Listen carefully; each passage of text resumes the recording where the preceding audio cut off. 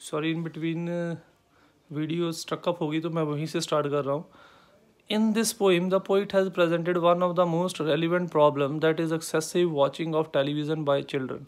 तो इस पोइम में पोइट ने आज के मौजूदा टाइम की सबसे बड़ी प्रॉब्लम को हाईलाइट करने की कोशिश की है। और वो प्रॉब्लम क्या है? बच्चों के द्वारा ज़रूरत से ज़्यादा टेलीविज़न टीवी को देखा जाना। और राइटर ये मानता है कि इस चीज़ का बच्चों के ऊपर बहुत ही हानिकारक प्रभाव भी पड़ रहा है। In this poem, where he has criticized excessive watching of television on the same, he has provided solution for it, that is by reading good books. तो जहाँ पे उसने, अब हम लोगों ने प्रॉब्लम तो बता दी भी, इसकी ये प्रॉब्लम है कि बच्चों की माइंड डल हो गया, बच्चे फिजिकल एक्टिविटी ज़ीरो हो गई, बच्चों की अंडरस्टैंडिंग पावर ख़त्म हो गई, बच्चों की इमेजिनेटिव पावर ख़त्म हुई, क्रिएटिव पावर ख़त्म हो गई। तो प्रॉब्लम्स तो हम लोगों ने बता दी, प्रॉब्लम बताने के साथ साथ हमें सोल्यूशन भी तो प्रोवाइड करना है। राइटर ये कहता है कि मैं आपको प्रॉब्लम ही नहीं बता रहा, मैं प्रॉब्लम का आप लोगों को सोल्यूशन भी प्रोवाइड कर रहा हूँ। और वो सोल्यूशन क्या है?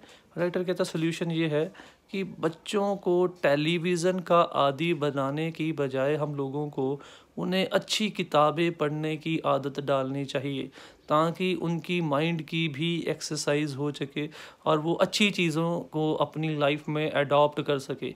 तो जहाँ पे उसने वॉचिंग टेलीविज़न को एक प्रॉब्लम माना है, वहीं पे रीडिंग ऑफ गुड बुक्स को उसने एक सल्यूशन माना है। In this poem, the poet suggests the parents not to install a television in their home. तो इस पोइम में पोइट जो है वो पेरेंट्स को ये सुझाव देता है कि उन्हें अपने घर में टेलीविज़न को नहीं लगाना चाहिए। क्यों नहीं लगाना चाहिए? क्योंकि इसका बहुत ही बुरा दुष्प्रभाव हमारे बच्चों की मानसिकता के ऊपर, सोच के ऊपर, उनकी फिजिकलिटी के ऊपर भी पड़ता है। अब फिजिकल हम लोग कहते हैं ना कि लगातार टीवी देखने से, फ़ोन देखने से आई साइड वीक हो जाती है, ये फिजिकल प्रॉब्लम है। बंदा थका थका सा रहता है, आंखों में थकान सी रहती है, माइंड थका थका रहता है, ये फिजिकल प्रॉब्लम है। और मेंटल प्रॉब्लम क्या? हम लोग बस उसी चीज़ में खोए रहते हैं, अगली स्टेज क्या होगी, टीवी में नाटक में आगे क्या होने वाला है।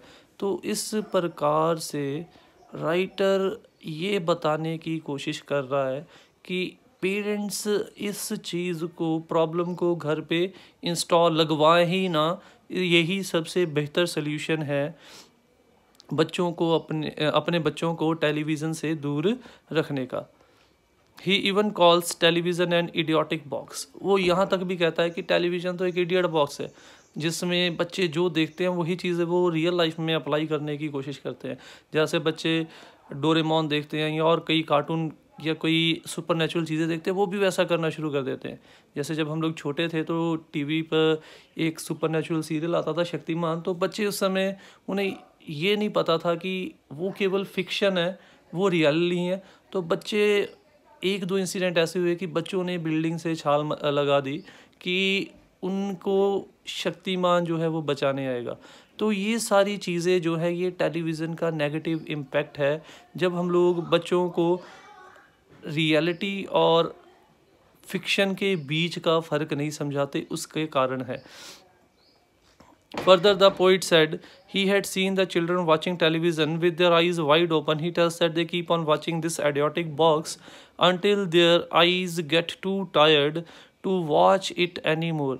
फिर वो कहता है कि उसने देखा है बच्चों को घंटों टीवी को बैठे देखते रहना, लगातार देखते रहना, और वो कब तक टीवी को देखना बंद नहीं करते, जब तक कि उनकी आँखें जो हैं वो थक नहीं जाती बिल्कुल। तब तक, जब तक उनका माइंड उस चीज़ को देखने से बिल्कुल थक नहीं जाता, तब तक वो लगातार अपनी आँखों को खोल के देखते रहते हैं टीवी को लगातार। और इस प्रकार से वो कहीं ना कहीं उनके माइंड और उनकी physical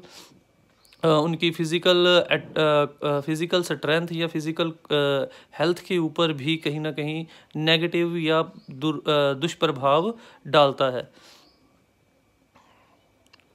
In other words, it make them mentally and physically tired and even lazy.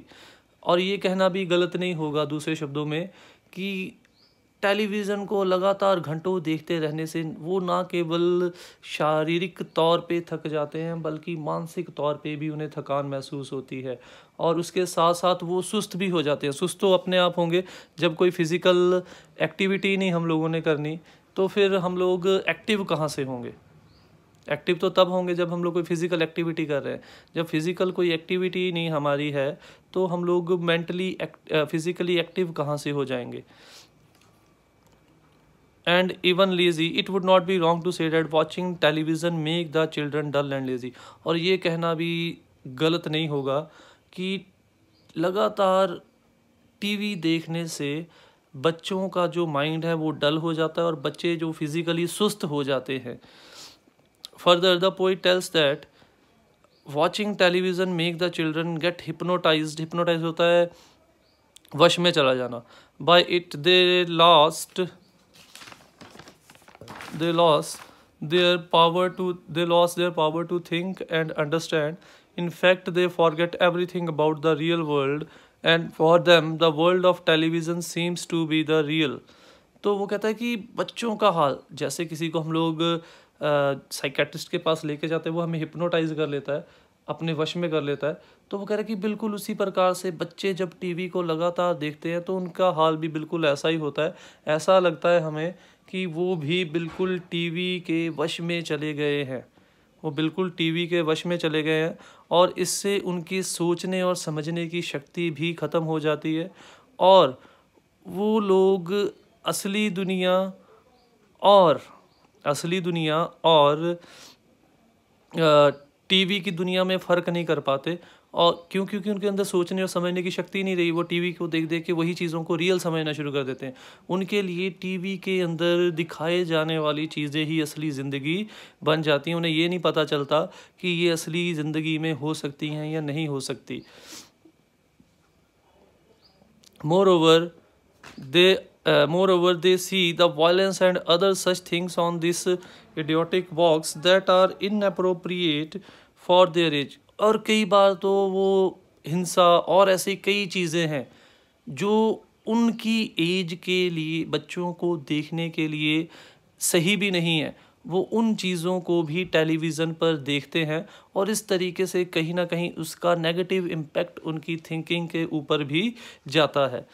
जैसे अब हम लोग अपने टेलीविज़न में या सिंगिंग इंडस्ट्री में देख ले तो ज़्यादातर सॉन्ग्स में पॉजिटिविटी कम होती है, नेगेटिविटी ज़्यादा होती है।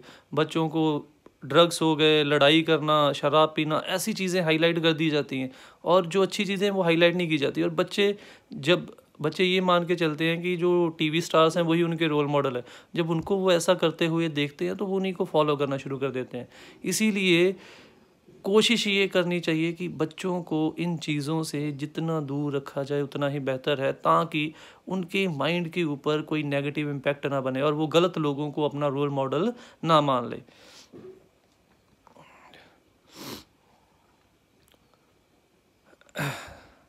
और यहाँ तक वो कहता है, राइट, पोइट कहता है, the poet further tells that watching television kills their valuable time and they have no time for reading books and other physical exercises। In fact, their imagination fills up with unreal imagination of the television। तो वो कहता है कि वो लोग television को देखते देखते इतने ज़्यादा टेलीविज़न के आदी हो जाते हैं कि उनके पास ना तो अपनी पढ़ाई करने का, ना अच्छी किताबें पढ़ने का, और ना ही कोई और फिज़िकल एक्टिविटी करने का, चाहे वो खेलना कूदना एक्सरसाइज ही क्यों ना हो, उसके लिए उनके पास टाइम ही नहीं होता। क्यों? क्योंकि लगातार उनका टाइम तो स्पेंड हो रहा है टेलीविज़न को देखते हुए। और इसके साथ साथ उनकी जो रचनात्मक शक्ति है, इमेजिनेटिव काल्पनिक पावर है, वो भी ऐसी गलत कल्पनाओं से भर जाती है जो हकीकत में कभी सच नहीं हो सकती। जो टेलीविज़न में वो इमेजिन करते हैं उसी को रियल वर्ल्ड में ढूंढना शुरू कर देते हैं, और उन्हें बहुत बाद में एहसास होता है ऐसा तो असली ज़िंदगी में होना मुमकिन ही नहीं था। तो ये था हमारी आज की वीडियो, जिसमें हम लोगों ने देखा कि पोइट ने किस तरीके से टेलीविज़न को क्रिटिसाइज़ किया है। और यहाँ पे मैं एक पॉइंट और भी ऐड करना चाहूँगा कि टेक्नोलॉजी कोई अच्छी या बुरी नहीं होती, उसको किस ढंग से हम लोग इस्तेमाल कर रहे हैं वो उसे अच्छा या बुरा बनाता है। बजाय इसके कि हम लोग इस टेक्नोलॉजी को घर पे लगाएं ना, हम लोग इस टेक्नोलॉजी को इस तरीके से यूज़ करें कि बच्चों को उसमें से भी पॉजिटिविटी मिले। ठीक है, तो इसीलिए हम लोग जहाँ पे राइटर के साथ एग्री है, नो डाउट वो नेगेटिव इम्पैक्ट है, हम लोग ये भी चाहते हैं कि हम लोग अप टू डेट भी रहे, अपडेट भी रहे, इम्प्रूव भी रहे। उसके लिए हम लोगों को, पेरेंट्स को ये ध्यान रखना पड़ेगा कि वो किस तरीके से अपने बच्चों को मैनेज करते हैं अलग अलग टेक्नोलॉजीज़ के साथ। Thank you, but do not forget to like, subscribe and comment my channel.